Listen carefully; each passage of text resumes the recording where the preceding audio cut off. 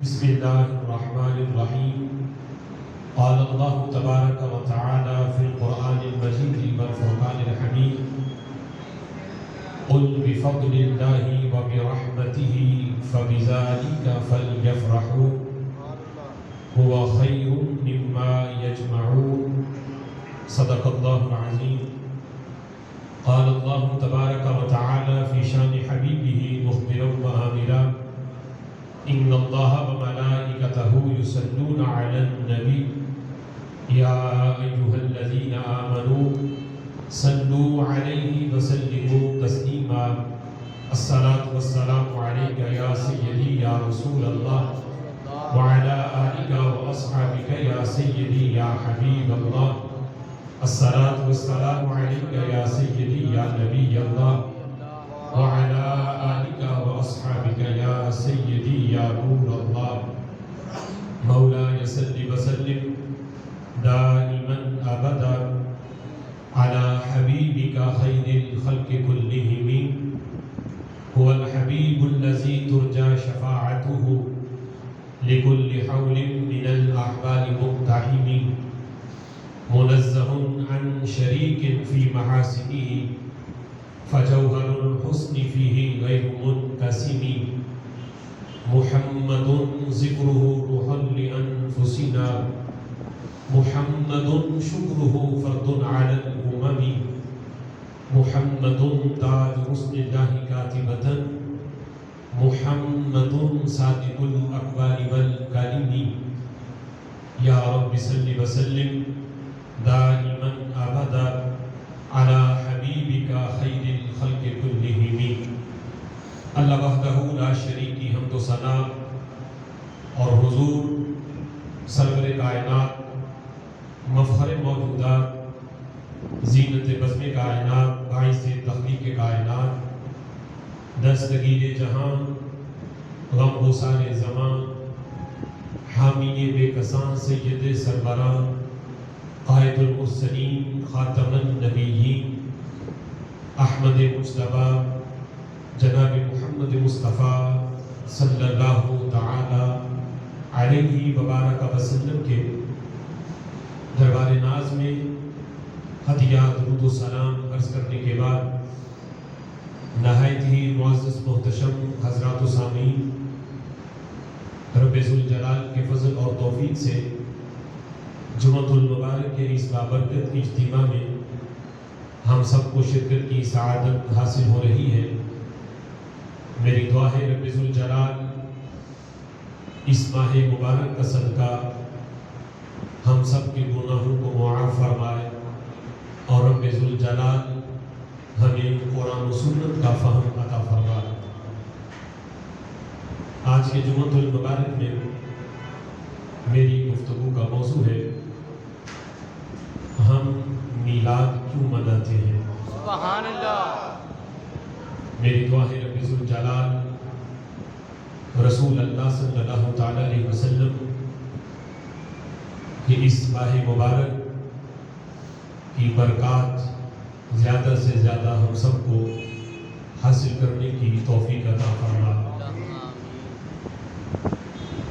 رب ذوالجلال کا یہ کروڑاں شکر ہے کہ خالق کائنات جل جلالہ نے ہمیں زندگی میں ایک بار پھر وہ بابرکت دن، وہ بابرکت مہینہ عطا کیا جس بابرکت مہینے میں رب ذوالجلال نے اپنا محبوب صلی اللہ علیہ وسلم ہم میں مبعوث فرمایا. نبی مکرم شفیع معظم صلی اللہ تعالی علیہ وسلم کا اس کائنات کے اندر جلوہ گر ہونا یقیناً یہ رب ذوالجلال کا اپنی مخلوق پہ احسان عظیم ہے، اور اسی احسان عظیم کا ہم میلاد مصطفیٰ، محافل میلاد مصطفیٰ صلی اللہ علیہ وسلم کی صورت میں ہم اس کا احسان کا شکر بجا لاتے ہیں، اور اسی کو محافل میلاد سے تعبیر کیا جاتا ہے۔ ہم میلاد کیوں مناتے ہیں؟ اس کا سبب، اس کی وجہ یہ ہے کہ یہ محفل میلاد کا انعقاد صحابہ کرام علیہ رضوان نے بھی کیا۔ محافل میلاد رب ذوالجلال نے جن لوگوں نے اس کا انعقاد کیا، اللہ نے انہیں انعامات سے نوازا، اور رسول اللہ صلی اللہ تعالیٰ علیہ وسلم کی زبان مقدس سے آپ نے ان محافل کا انعقاد کرنے والوں پر اللہ کی طرف سے جو انعامات ہوتے ہیں ان کا اعلان کیا۔ تو یہ سبب ہے، یہ کوئی گڑا ہوا دین نہیں، یہ کسی بادشاہ کی ایجاد کی ہوئی رسم نہیں، یہ کوئی رواج نہیں، بلکہ محافل میلاد یہ وہ طریقہ ہے جو صوفہ سے چلا، اور صحابہ کرام علیہ رضوان نے رسول اللہ صلی اللہ تعالی علیہ وسلم کی صدارت میں بارہا ایسی محافل کا انعقاد کیا، جس میں رسول اللہ صلی اللہ تعالی علیہ وسلم کی آمد، آپ کے کمالات، آپ کے معجزات کا ذکر رسول اللہ صلی اللہ علیہ وسلم کی صدارت میں کیا گیا۔ اور میرے آقا علیہ الصلوۃ والسلام نے نہ صرف ان کو سنا بلکہ سن کر اپنے صحابہ کرام علیہ رضوان کو انعامات سے بھی نوازا ہے۔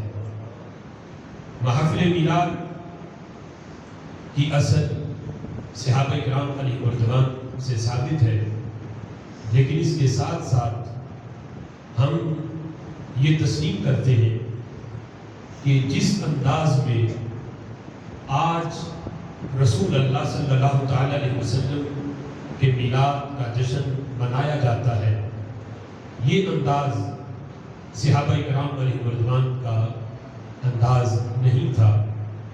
یعنی مساجد کو سجانا، بازاروں گلی محلوں کو سجانا، لائٹنگ کرنا، یہ اگرچہ صحابہ کرام علیہ رضوان نے نہیں کیا، یہ بعد میں شروع ہوا۔ اگرچہ یہ کام نیا ہے، بدعت ہے، لیکن بدعت حسنہ ہے۔ یہ وہ بدعت ہے کہ جس پہ خالق کائنات جل جلالہ بھی انعام سے نوازتا ہے، اور رسول اللہ صلی اللہ علیہ وسلم بھی اس سے خوش ہوتے ہیں۔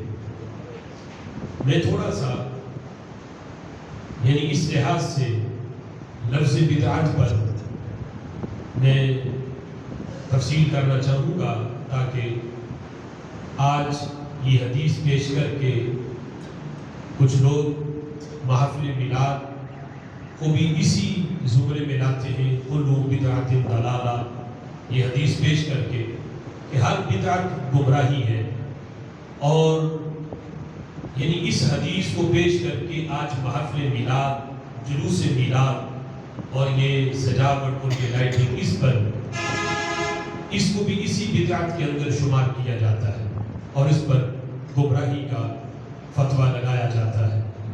تو میں ائمہ، مجتہدین اور محدثین، بلکہ رسول اللہ صلی اللہ تعالی علیہ وسلم کے فرمان کی روشنی میں اس حقیقت کو آپ کے سامنے رکھتا ہوں کہ ہر بدعت گمراہی نہیں، بلکہ دین کے اندر وہ نیا کام کہ جو اصول دین کے کسی اصول سے ٹکراتا نہ ہو، نہ قرآن سے ٹکرائے، نہ کسی حدیث سے ٹکرائے، نہ صحابہ کرام علیہ رضوان کے اقوال و افعال سے ٹکرائے، نہ اجماع امت سے ٹکرائے، کام نیا ہو، تو وہ کام ایسا ہے کہ رب ذوالجلال ایجاد کرنے والے کو بھی ثواب دیتا ہے، اور قیامت تک جو اس پہ عمل کرتے ہیں اللہ انہیں بھی اجر و ثواب عطا فرماتا ہے۔ اس سلسلہ میں سب سے پہلے بدعت کی جو تعریف ہے، ویسے بدعت کا جو لغوی معنی وہ نئے کام کو بدعت کہتے ہیں کہ جو پہلے نہ ہو نیا ایجاد کیا جائے. اس پہ قرآن مجید فرقان حمید میں کئی مرتبہ یہ لفظ بدعت جو ہے وہ مختلف باتوں سے استعمال ہوا ہے، جس میں ابتدا اور نئے کام کے لحاظ سے یہ لفظ استعمال بارہا کیا گیا. لیکن بدعت کی جو اصطلاحی تعریف میر سید شریف جرجانی رحمۃ اللہ علیہ نے اپنی کتاب التعریفات کے اندر جو اس کی تعریف کی، اصطلاحی تعریف یہ ہے: البدعۃ ہی الفعلۃ المخالفۃ للسنہ. بدعت اس نئے کام کو کہا جاتا ہے، کام نیا ہو دین کے اندر لیکن اس نئے کام سے کسی سنت کی مخالفت ہو. البدعۃ ہی الفعلۃ المخالفۃ للسنہ، کہ بدعت اسے کہتے ہیں جو کسی سنت کی مخالفت کرے، یعنی دین کے اندر کوئی ایسا نیا کام ایجاد کرے کہ جس کی وجہ سے نبی پاک علیہ الصلوۃ والسلام کے کسی بھی طریقے کی مخالفت لازم آئے کہ حضور نے تو یوں کیا تھا، اور وہ بندہ بعد میں نیا کام ایجاد کر کے تو نبی پاک علیہ الصلوۃ والسلام یا آپ کے صحابہ کرام علیہ الرضوان کے طریقے کی اس سے مخالفت لازم آئے، تو اصطلاح میں اسے بدعت سے تعبیر کیا جاتا ہے جو سنت کے مخالف ہو. یعنی ایسا طریقہ کہ جو سنت کے مخالف ہو، جو بندہ ایسا طریقہ ایجاد کرے اس کے بارے میں حدیث کے اندر تو بڑی سخت وعید آئی ہے. میرے محبوب علیہ الصلوۃ والسلام فرماتے ہیں: ان اللہ احتجز التوبۃ عن صاحب کل بدعہ، کہ رب ذوالجلال جو بدعتی ہے، دین کے اندر نیا کام ایجاد کرنے والا، وہ بھی بدعتی ہے، اور جو اس کام پہ آگے عمل کرے گا وہ بھی بدعتی کہلائے گا. تو فرمایا کہ ایسا طریقہ جو سنت کے مخالف ہے جسے بدعتی کہا جائے، فرمایا بدعتی کی تو اللہ توبہ بھی روک لیتا ہے، اللہ اسے توبہ کی توفیق ہی نہیں دیتا. وہ توبہ کرے بھی تو رب ذوالجلال اس کی توبہ قبول نہیں کرتا، اس کی توبہ روک دی جاتی ہے. تو اتنی سخت وعید ہے بدعتی کے بارے میں. لیکن اس سے مراد وہ بدعت ہے جو دین کے اندر کام تو نیا ہو لیکن سنت کی مخالفت ہو، قرآن کی مخالفت ہو، اجماع امت کی مخالفت ہو، لیکن ایسا کام کہ جس سے اصول دین میں سے کسی کی بھی مخالفت لازم نہ آئے، کام نیا ہے. تو اس نئے کام پہ رب ذوالجلال کے محبوب فرماتے ہیں اللہ قیامت تک اس بندے کو اجر و ثواب عطا فرماتا ہے. آگے مسلم شریف کی حدیث جسے آج لوگ دلیل بنا کر اور سوشل میڈیا پہ جو ایک یعنی بدتمیزی یہ مچائی ہوئی ہے کہ مختلف طریقے، یعنی کوئی پمفلٹ چھاپ کے تو اسے سوشل میڈیا پہ ڈال رہا ہے کہ صحابہ کرام علیہ الرضوان سے ثابت کہاں سے ہے، کس نے یہ کام کیا، کس نے کیا، اور اس حدیث کا حوالہ دے کر ان محافل پر بھی بدعت کا حکم لگایا جا رہا ہے. میرے محبوب علیہ الصلوۃ والسلام کا یہ فرمان جو مسلم شریف کے اندر موجود ہے، حضور فرماتے ہیں شر الامور محدثاتها، فرمایا کہ رب ذوالجلال کے نزدیک تمام کاموں میں سب سے برے کام وہ ہیں محدثاتها، جو دین کے اندر نئے کام ہو. شر الامور کہا گیا، شر الامور محدثاتها، سب سے برے کام دین کے اندر وہ ہیں جو نئے نکالے جائیں، پہلے نہ ہو، نئے نکالے جائیں. ہمیں رب ذوالجلال کے ہاں وہ برے ہیں، شریر ہیں. اور آگے یہ لفظ حضور کے فرمایا وَكُلُّ بِدْعَةٍ ضَلَالَةٍ، ہر بدعت گمراہی ہے. اب ضروری ہے کہ بندہ حدیث کی تشریح اپنی طرف سے کرے. اس سے بہتر یہ ہوتا ہے کہ ایک حدیث کی تشریح دوسری حدیث سے کی جائے. ایک ہے کہ بندہ قرآن کی تفسیر اپنی مرضی سے کرے، وہ درجہ بہت بات کا ہے. قرآن کی سب سے بہتر تفسیر تفسیر یہ ہے کہ قرآن کی تفسیر قرآن سے کی جائے. اسی طرح حدیث کی، فرمان رسول کی بھی سب سے بڑی تشریح یہ ہے کہ حضور کے فرمان کی تشریح دوسرے فرمان سے کی جائے. یہ کہ بندہ اپنی طرف سے کوئی رائے دے کہ اس سے یہ مراد ہے، اس سے بڑا درجہ یہ ہے. اگر ایک حدیث سے معاملہ حل نہ ہوتا ہو، سمجھ میں بات نہ آتی ہو، تو پھر اس جیسی اور حدیث دیکھیں تو پھر بات سمجھ میں آئے گی کہ رسول اللہ صلی اللہ علیہ وسلم کے فرمان کا مطلب کیا ہے. اب دیکھو یہاں فرمایا کل بدعت ضلالہ، ہر بدعت گمراہی ہے. اگر انہی الفاظ کے ظاہر کو دیکھا جائے تو پھر تو نبی پاک علیہ الصلوۃ والسلام کی ظاہری حیات کے بعد دین کے اندر جتنی بھی نئے کام نکلے ہیں وہ سارے کے سارے بدعت ہونے چاہیے. نبی پاک علیہ الصلوۃ والسلام کے زمانے مبارک میں مساجد کے محراب نہیں تھے. نبی پاک علیہ الصلوۃ والسلام کی ظاہری حیات میں مساجد کو اس انداز میں یہ ٹائلیں رنگ و روغن سے سجایا نہیں جاتا تھا، بلکہ حضرت فاروق اعظم رضی اللہ تعالیٰ عنہ نے تو اس مستری پہ سختی کی جس نے مساجد کو رنگ و روغن کر کے اسے آراستہ کیا. تو حضرت فاروق اعظم رضی اللہ تعالیٰ عنہ نے سختی کی. لیکن آج وہ لوگ جو ہر بدعت پہ گمراہی کا حکم لگائیں، مساجد آپ ان کی بھی دیکھیں، وہ ان کی مساجد تو ہماری مساجد سے کہیں زیادہ آراستہ ہے، اور اس میں ٹائلیں اور خوبصورتی اور رنگ و روغن اس سے کہیں زیادہ ہے. تو کیا وہ بھول گئے نبی پاک علیہ الصلوۃ والسلام کے تو خلفاء نے اس معمار پہ سختی کی مستری پہ کہ جس نے یہ کام کر دیا تھا کہ مساجد کو محض اس نے رنگ و روغن کے ساتھ آراستہ کیا.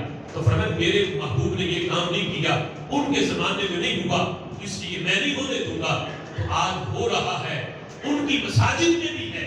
تو ان لوگوں سے پوچھو تو وہ دلیل یہ دیں گے چونکہ وقت کی ضرورت ہے. جس دور میں حضرت فاروق اعظم نے مسجد کو آراستہ کرنے سے منع کیا تھا، تب لوگ اپنے گھروں کو بھی آراستہ نہیں کرتے تھے، تب اپنے گھر بھی سادہ ہوتے تھے. اس لیے مساجد کو بھی منع کیا گیا کہ یہاں جب بندہ آئے گا تو اس کا دھیان بٹے گا مسجد کی خوبصورتی کی طرف، رنگ و روغن کی طرف، تو خوشبو و خضوع نہیں آئے گا. اس وجہ سے گھروں کے حالات بھی ایسے ہی تھے، سادہ تھے اس دور میں، اس لیے منع کیا گیا. اب وہ لوگ بھی یہ دلیل بنائیں گے کہ جب اپنے گھروں میں تم پتھر بھی لگاؤ اور خوبصورت ٹائلیں بھی لگاؤ اور گھروں کو 3 منزلہ بھی بناؤ، انہیں خوبصورت بھی بناؤ، جب اپنے ذاتی گھر اتنے خوبصورت ہیں تو اللہ کا گھر اگر سادہ ہو تو اس سے جو اسلام کے دشمن ہیں ان پہ روب اور دبدبہ طاری نہیں ہوگا. وہ تو مسلمانوں کو تانا دیں گے کہ دیکھو اپنے گھر اتنے خوبصورت بناتے ہیں اور اپنے رب کے گھر کو کتنا سادہ رکھا ہوا ہے. اس لیے وقت کی ضرورت ہے کہ آج مساجد کو آراستہ کیا جائے. ہم کہتے ہیں جب یہ وقت کی ضرورت ہے تو اس انداز میں میلاد کا جشن منانا یہ بھی وقت کی ضرورت ہے. سبحان اللہ، اللہ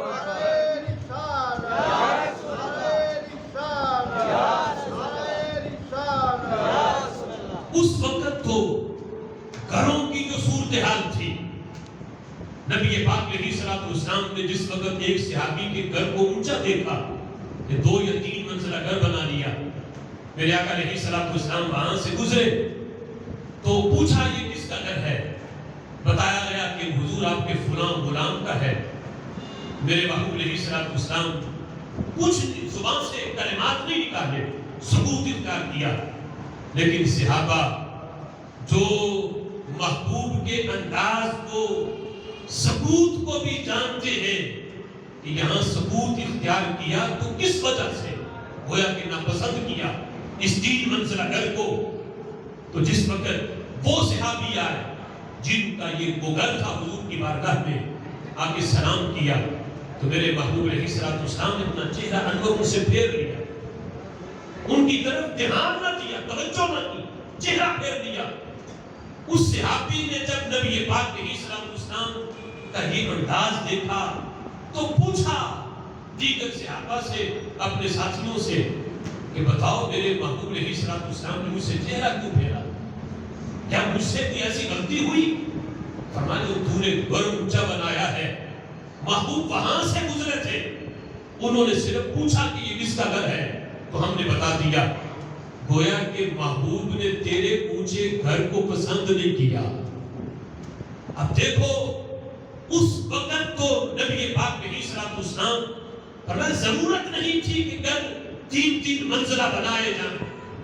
صحابہ میں نے تو تمہیں اللہ کی طرف لانا چاہتا ہوں، دنیا کی محبت تمہارے دلوں سے ختم کرنا چاہتا ہوں، اور تم اگر دنیا کے اندر اتنے خوبصورت اور اتنے اونچے گھر بناؤ گے تو دنیا کی محبت تمہارے دلوں میں آ جائے گی، یہ مجھے پسند نہیں۔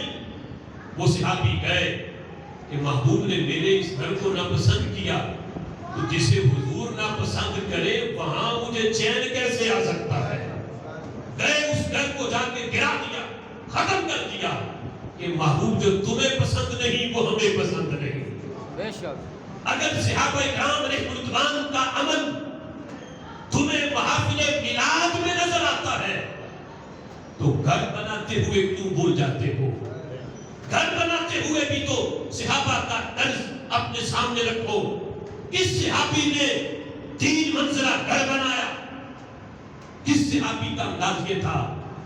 کس صحابی نے اپنے بیٹے یا بیٹی کی شادی کرتے ہوئے اتنا اہتمام کیا اور اتنے مہمانوں کو بلایا اور پھر اس میں لائٹنگ کی، گلی محلوں کو سجایا؟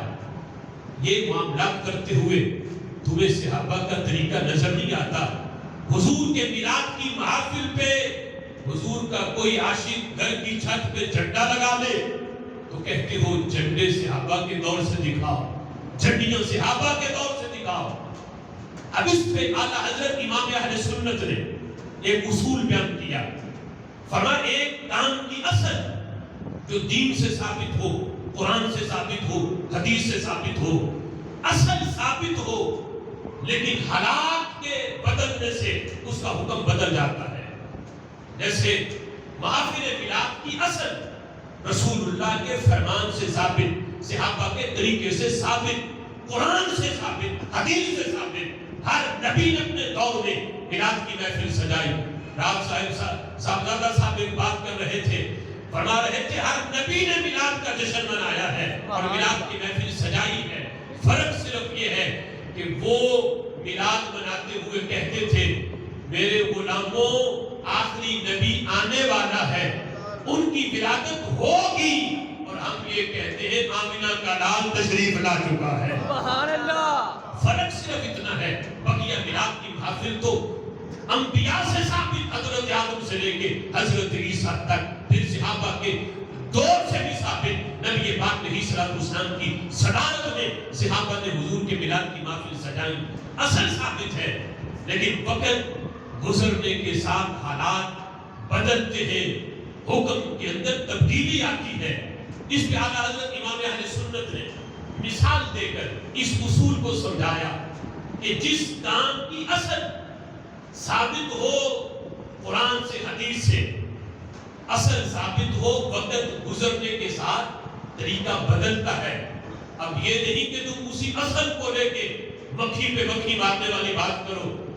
اعلیٰ حضرت امام اہل سنت نے اصول دیا، فرمایا کہ اسے اس مثال سے سمجھو کہ جیسے کسی بندے کے گھر میں آگ لگ گئی، اس نے دیکھا کمرے میں آگ لگی ہے، اب کمرے میں ایک طرف پیسوں کا بھرا ہوا تھیلا پڑا ہوا ہے اور ایک طرف کرسی پڑی ہے، اور اس بندے نے سوچا کہ وقت اتنا ہے کہ دونوں میں سے ایک چیز میں اٹھا سکتا ہوں، کرسی اٹھا کے اگر باہر رکھتا ہوں تو اتنا وقت نہیں ملے گا کہ واپس آ کے پھر میں پیسوں والا تھیلا بھی اٹھا لوں۔ تو فرمایا اس نے عقل کا استعمال کیا کہ میں پیسوں کا بیگ اٹھا لوں، یہ اسے میں بچا لوں، یہ بچ گیا تو کرسیاں تو میں ہزاروں اس سے خرید سکتا ہوں، और अगर कुर्सी उठा दी तो पैसे तो मेरे जल जाएंगे, ये नुकसान मेरा ज्यादा है। और उसने क्या किया, पैसों का बैग उठाया, बाहर निकला, कुर्सी जल गई। फरमा जो लोग तमाशा देखने वाले थे, ये मंजर देखने वाले थे, उन्होंने कहा कि काम इसने अच्छा किया कि पैसे बचा लिए, कुर्सी इसने छोड़ दी। तो तमाशा देखने वाले चले गए अपने घर को। कहते चंद दिनों के बाद उन तमाशा देखने वालों में जिन्होंने ये मंजर देखा हुआ था, उनमें से किसी बंदे के घर में आग लग गई। अब उसने वो असल मामला पहले देखा हुआ था, अब आग लगी तो यहां भी चीजें अंदर दो थी, लेकिन अब हालात बदल चुके थे। पैसों का बड़ा थैला इसके कमरे में भी था, लेकिन साथ इसका 2 साल का बच्चा भी पड़ा हुआ था। अब कुर्सी की जगह बच्चा था उसका। उसने सोचा कि अब ये देखो मक्खी पे मक्खी मारने वाली बात।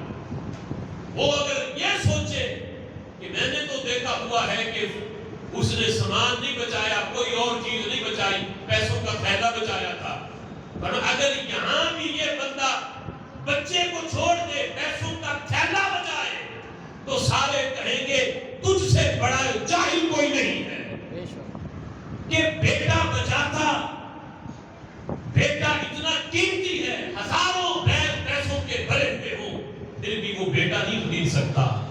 मगर यहां पर भी अगर वो ये काम करे कि कहे बेटा छोड़ता हूं, उसने भी तो पैसों का थैला बचाया था, तो मैं भी इसे बचाता हूं, तो फरमाया ये होगी मक्खी पे मक्खी मारने वाली बात। उसे कहा जाएगा जाहिर उस वक्त हालात और थे, अब सूरत हाल और है। सहाबा के दौर से मिलाद की झंडियों का सबूत मांगने वालों, उस वक्त हालात और थे। आज खत्मे नबूवत की महफिलें तो तुम भी सजाते हो और समझते हो कि हमसे बड़ा खत्मे नबूवत का ठेकेदार कोई नहीं। हम मिलाद की महफिल सजा दें तो तुम्हें बिदअत याद आ जाती है। मैं पूछता हूँ, सहाबा के दौर में जब मुसैलमा कज़्ज़ाब ने नबूवत का झूठा दावा किया था, तो सिद्दीक अकबर ने मस्जिद नबवी में खत्मे नबूवत का जलसा नहीं सजाया था, तलवार लेके मुसैलमा का सर उतारा था। आज तुम सहाबा के इस तरीके को क्यों भूल गए? क्यों तुम खत्मे नबूवत के जलसे का इनकार करते हो? क्यों तलवारें पकड़ के सिद्दीक की सुन्नत अदा करते हुए कादियानियों के सर तुम क्यों नहीं उतारते? फिर यही कहोगे उस वक्त हालात और थे, अब हालात और है। हम कहते हैं उस वक्त सहाबा को ये जरूरत नहीं थी कि वो वक्त निकाले, 13 रोजा महफिल सजाएं और वो हुजूर के हुस्न जमाल की बातें करें। अगर सहाबा ने ये काम भी किया है, लेकिन उस वक्त अगर कोई गुस्ताखी करता तो सहाबा मिलाद की महफिल नहीं सजाते थे, उस गुस्ताख का सर उतारते थे। अब हालात ये है कि जब अकीदे के लिहाज से जहर उगला जा रहा हो, अकीदे को खोखला किया जा रहा हो, दिन भारत के अंदर वो सूर बैठ के हमारे आका अलैहिस्सलाम के गुस्ताखाना खाके बना रहे हो, फ्रांस वाले खिंजीर हमारे आका अलैहिस्सलाम के गुस्ताखाना फिरने बना रहे हो, हमारे हाथ अगर उनकी गर्दन तक नहीं पहुंच सकते, ये मुमकिन नहीं, तो ये तो कर सकते हैं अपने दियार में बैठ के, अपने मुल्क में बैठ के नबी से मोहब्बत का सबूत तो दे सकते हैं और उन्हें बता सकते हैं, ऐ गुस्ताखो हमारे हाथ दूर है, तुम्हारी गर्दन को नहीं दबोच सकते। लेकिन देखो हम अपने नबी को भूले नहीं, नबी को इस दुनिया में आए सदियां बीत गई, लेकिन आज भी हम उनके दुनिया में तशरीफ लाने का दिन याद रखे हुए हैं, उनके मिलाद का जश्न मनाते हैं, उनका जिक्र के लिए वक्त निकालते हैं, खर्च करते हैं, माल बहाते हैं, ये बताते हैं कि हम आज भी नबी से वफा करने वाले हैं। जब उनकी खातिर हम मान दे सकते हैं, वक्त आया तो उनकी खातिर जान कुर्बान करने से भी पीछे नहीं हटेंगे। सुभान अल्लाह, जिंदाबाद जिंदाबाद जिंदाबाद जिंदाबाद जिंदाबाद जिंदाबाद। हदीस से, ये हदीस जो आज یہ لوگ کل بدعت ضلالہ، بات دور نکل گئی. یہ جو لوگ اس حدیث کو حوالہ بنا کے کہتے ہیں کہ ہر بدعت گمراہی ہے، اس کی تشریح نبی پاک علیہ السلام کے دوسرے فرمان میں موجود ہے. صحیح مسلم کے اندر یہ حدیث اور ترمذی میں بھی یہ حدیث موجود ہے. یہ ذرا دل کے کان کھول کے یہ حدیث سننا. جب تمہیں کوئی میلاد کی جھنڈیوں پہ بدعت کا فتویٰ لگائے تو یہ حدیث ضرور سنانا. حدیث صحیح ستہ میں، مسلم میں بھی ہے، ترمذی شریف کے اندر بھی ہے. میرے آقا فرماتے ہیں من سن فی الاسلام سنتا حسنا، جو اسلام کے اندر نیا طریقہ ایجاد کرے. من سنہ، جس نے ایجاد کیا، فی الاسلامی، اسلام کے اندر، سنتا حسنا، کوئی اچھا طریقہ اسلام کے اندر نیا ایجاد کیا. ایک تو ہے حضور فرماتے ہیں تم پر میری اور میرے خلفاء کی سنت لازم ہے. اب وہ جو خلفاء نے ایجاد کر دیا وہ نیا طریقہ نہیں. یہ بات ہے کہ جو خلفاء کے دور سے بھی بعد میں عموم ہے اس میں، من سننا، جس نے بھی ایجاد کیا، وہ ایجاد کرنے والا صحابی ہو، تابعی ہو، تبع تابعین میں سے کوئی ہو، ائمہ مجتہدین میں سے کوئی ہو، کوئی ہو، جس صدی کے اندر بھی ہو، 1400 سال کے بعد ہو، کسی صدی کے اندر بھی اسلام طریقہ ایجاد کرے اسلام میں.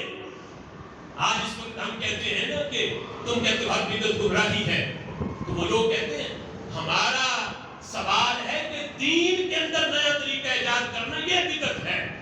بقیہ کپڑے نئے انداز کے پہن لینا جیسے صحابہ نے نہیں پہنے تھے، یہ کالر صحابہ کے دور میں نہیں تھا، بعد میں ایجاد ہوا، تو یہ بدعت نہیں، کیونکہ یہ طریقہ دین میں نہیں. ہماری بات ہے جو دین میں نیا طریقہ نکالے یہ گمراہی ہے.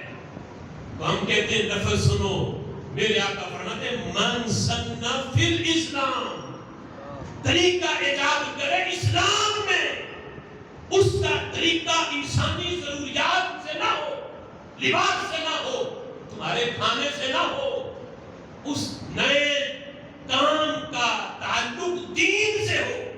من سن فی الاسلام، ایجاد کرے اسلام کے اندر یہ اچھا طریقہ اچھا ہو. اور اچھے کی پہچان کیا ہے؟ میرے محبوب کا ایک اور فرمان، حضور فرماتے ہیں جسے مسلمان اچھا سمجھے وہ اللہ کے ہاں بھی اچھا ہوتا ہے. جسے مسلمان اچھا سمجھے، پہلی شرط یہ ہے وہ اچھا کام قرآن سے نہ ٹکرائے، حدیث رسول سے نہ ٹکرائے، اجماع امت سے نہ ٹکرائے، کام نیا ہو. مسلمان اچھا سمجھتے ہیں تو فرمایا کہ وہ اللہ کے ہاں بھی اچھا ہے. اب جس نے ایجاد کر لیا کیا ہوگا اسے؟ کیا اسے بدعتی کہیں گے؟ کیا اسے یہ کہیں گے کہ تم نے گمراہی کا کام کیا؟ نہیں. میرے آقا فرماتے ہیں فَلَهَا أَجْرُهَا، سبحان اللہ، فرمایا اسے نیا کام ایجاد کرنے پہ اللہ اجر عطا فرمائے گا. فَلَهَا أَجْرُهَا، صرف اسے ہی اجر نہیں ملے گا، وَأَجْرُ مَنْ عَمِلَ بِهَا، قیامت تک اس بندے کے ایجاد کیے ہوئے طریقے پہ جو عمل کرے گا، فرمایا رب ذوالجلال ان عمل کرنے والوں کو بھی اجر عطا فرمائے گا. وَأَجْرُ مَنْ عَمِلَ بِهَا، ملے گا اجر کب تک؟ میرے آقا فرماتے ہیں إِلَى يَوْمِ الْقِيَامَةِ، ایک دن نہیں، 2 دن نہیں، 1 سال نہیں، فرمایا اللہ قیامت تک اس بندے کو اجر عطا فرماتا رہے گا. جس نے ایجاد کیا اجر اس کے لیے بھی ہے، اور جو قیامت تک اس پہ عمل کرے گا رب ذوالجلال قیامت تک ان کو اس پہ اجر دے گا. آج دیکھو دین کے اندر میں مثال دیتا ہوں، ختم بخاری یعنی بخاری شریف کا ختم یا تکمیل بخاری، یہ کام وہ طبقہ بھی کرتا ہے، لیکن اس کو ختم بخاری کا نام نہیں دیتے. یعنی بخاری شریف جب مدارس کے اندر اس کا اختتام ہوتا ہے تو ہم نام دیتے ہیں ختم بخاری کا پروگرام، ختم بخاری کی محافل. تو یہ لوگ بھی اپنے مدارس میں یہ کام کرتے ہیں، لیکن چونکہ لفظ ختم سے تکلیف ہے وہ نام دیتے ہیں تکمیل بخاری شریف. ہم کہتے ہیں تکمیل بخاری دکھاؤ کس صحابی نے کیا ہے. کس صحابی نے تکمیل بخاری شریف کیا؟ بخاری شریف جس نبی کے فرمان کا مجموعہ ہے، ان کے ذکر سے تو تکلیف ہو، اور جس نے بخاری جمع کی ہے اس کا ذکر کرنے پہ پھر تمہیں کوئی تکلیف نہیں ہوتی. بخاری جس نبی کے فرمان کا مجموعہ، نبی پاک علیہ الصلوۃ والسلام کے فرمان ہے، احادیث ہے، جس بخاری میں ہم ان کا ذکر کرنے بیٹھے تو لوگ کہتے ہیں صحابہ سے دکھاؤ. تو تکمیل بخاری کس صحابی نے کیا؟ آج جنہیں نام بات بات پہ بخاری یاد آئے، ذرا اس امام بخاری کا عمل بھی دیکھو. ان لوگوں کے ہاں کل بدعت ضلالہ، کل بدعت ضلالہ، ہر بدعت گمراہی ہے. تو تمہارے اس فتوے سے امام بخاری کیسے بچیں گے؟ امام بخاری کا عمل نہ صحابہ کے دور سے کوئی دکھا سکتا ہے، نہ تابعین کے دور سے کوئی دکھا سکتا ہے. امام بخاری نے وہ کام ایجاد کیا. آج جب امام بخاری کا ذکر کرتے ہو تو اسے امام بخاری کی تعریف میں بیان کرتے ہو کہ امام بخاری کی تعریف یہ ہے کہ وہ یہ کام کرتے رہے. تو پھر جب اس موقع پر کلو بدعت گمراہی نہیں تو بازار سجانے پہ بھی گمراہی کا فتویٰ نہیں ہے. سبحان اللہ. سنو امام بخاری کا عمل. امام بخاری رحمۃ اللہ علیہ کا عمل کرتے تھے. پوچھا گیا بخاری شریف لکھنے کا انداز کیا تھا؟ تو امام بخاری کہتے ہیں میں نے 4000 کے قریب اگر مقررات کو حذف کریں تو بخاری شریف کی حدیث کی تعداد بنتی ہے، اور اگر کل مجموعہ تو 7000 کے قریب ہے. مقررات کے ایک حدیث کو کئی مرتبہ لائے، اگر اس کو حذف کر دیا جائے تو 4000 کے قریب تعداد ہے. اگر 4000 ہی لے لو تو امام بخاری کہتے ہیں ما وضعت فی کتابی حدیثا الا اتصلت قبل ذلك وصلیت رکعتین. کہتے ہیں ہر حدیث لکھنے سے پہلے، ہر حدیث لکھنے سے پہلے سبحان اللہ میں نے کیا کام کیا؟ کہتے 2 کام کیے ہیں. ایک تو میں ہر حدیث لکھنے سے پہلے تازہ غسل کرتا. سبحان اللہ. ہر حدیث لکھنے سے پہلے تازہ غسل کرتا. کیا ایک حدیث لکھنے کے بعد یہ غسل پرانا ہو گیا؟ نہیں، یہ ادب ہے، یہ تعظیم نبی ہے جو امام بخاری کر کے دکھا رہے ہیں. کسی صحابی سے ثابت نہیں، کسی تابعی سے ثابت نہیں، کسی کا یہ فرمان نہیں کہ کسی نے کہا ہو کہ جب حدیث رسول لکھو تو تازہ غسل کرنا یہ ضروری ہے، یا کسی نے مستحب ہی کہا ہو. کوئی قول حدیث رسول کسی صحابی کا نہیں دکھا سکتا. امام بخاری کی اپنی ایجاد ہے. کہتے ہیں ہر حدیث لکھنے سے پہلے تازہ غسل کیا، اور ہر حدیث لکھنے سے پہلے میں 2 رکعتیں نفل پڑھا کرتا تھا. سبحان اللہ. ہر حدیث لکھنے سے پہلے. مجھے بتاؤ 2 رکعت نفل پڑھنا کسی موقع پر کیا یہ دین میں نیا کام نہیں ہے؟ یہ ایجاد دین میں ہے. حدیث لکھنے سے پہلے غسل کرنا یہ ایجاد بھی دین میں ہے. امام بخاری نے کی ہے. آج نجدی بھی اسے تعریف امام بخاری میں ذکر کرے، گمراہی کا فتویٰ نہ کرے، اس لیے کہ یہ کام تعظیم نبی کا ہے. تو ہم کہتے ہیں جس کام کے اندر تعظیم نبی ہوگی، جب یہاں گمراہی کا فتویٰ نہیں ہے تو میلاد کی جھنڈیوں پہ اور لائٹوں پہ بھی گمراہی کا فتویٰ نہیں ہے. اس لیے کہ یہ کام بھی تعظیم نبی کا ہے، اور ہر وقت بدلنے کے ساتھ اس کا طریقہ بدلتا ہے. صحابہ کے دور میں انہیں کیا ضرورت تھی کہ حضور کے دعائے دہن کو چھوڑ کے یا وضو کے مستعمل پانی کو چھوڑ کے میلاد کی جھنڈیاں لگا کے تعظیم نبی کرتے؟ ضرورت ہی نہیں تھی. جن کے پاس رسول اللہ کے منہ مبارک ہو تعظیم کرنے کے لیے، جن کے پاس حضور کا دعائے دہن ہو تعظیم نبی کے لیے، جن کے پاس نبی پاک علیہ الصلوۃ والسلام کے وضو کا مستعمل پانی ہو تعظیم نبی کے لیے، انہیں کیا ضرورت تھی یہ کام کرنے کی؟ ہمیں یہ چیزیں میسر نہیں. اس لیے ہمیں ضرورت ہے کہ ہم آج وہ کام کہ جس سے دشمن نبی کا دل چلے، تب دل जलता था दुश्मन नबी का हुजूर के लुआबे दहन को चेहरे पे लगाने से। आज हम इस अंदाज में दुश्मन नबी का दिल नहीं जला सकते। आज दिल जलता है जितने कदम तुम हुजूर के मिलाद के जुलूस के लिए उठाते हो, हर कदम पे दुश्मन नबी का दिल जलता है। इधर घर की छत पे हुजूर के मिलाद की लाइटें तुम लगाते हो, मिर्चें उन्हें लगती हैं, जलते वो हैं, दिल उनके जलते हैं। इसलिए शुरू से सहाबा ने ये काम भी किया, जहां नमाज पढ़ी है, जिहाद किया है, रोजे रखे हैं, जहां दीगर इबादत भी की है, वहां साथ एक ऐसा काम भी किया है जिससे दुश्मन नबी का दिल जले।